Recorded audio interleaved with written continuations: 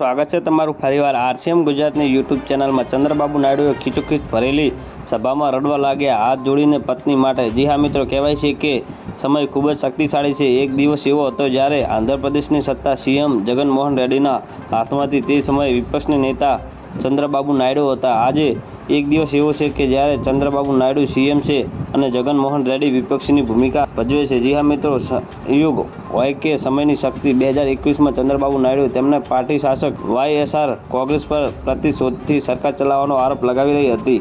જી હા મિત્રો, આજે એટલે જ 2024માં જ્યારે નાયડુની સરકાર જગનના ઘર અને ઓફિસમાં બુલડોઝિંગ શરૂ કર્યું ત્યારે જગનમોહન રેડ્ડી નાયડુ પર બદલો લેવાથી સરકાર ચલાવવાનો આરોપ લગાવી રહ્યા હતા। આજે એ જ જગન છે જેના શાસકમાં ચંદ્ર નાયડુ રડ્યા હતા। ચાલો જાણીએ એ વાત અને જુઓ તે વિડીયો। જી હા મિત્રો, મામલો 2021નો છે। ચંદ્ર નાયડુએ તેમની પાર્ટીના રાજ્ય મુખ્યાલયમાં એક પ્રેસ કોન્ફરન્સને સંબોધિત કરી રહ્યા હતા ત્યારે 71 વર્ષના નાયડુ ધ્રુસકે રડવા લાગ્યા હતા અને તે હાથ વડે ચહેરો ઢાંકીને સતત રડતા રહ્યા।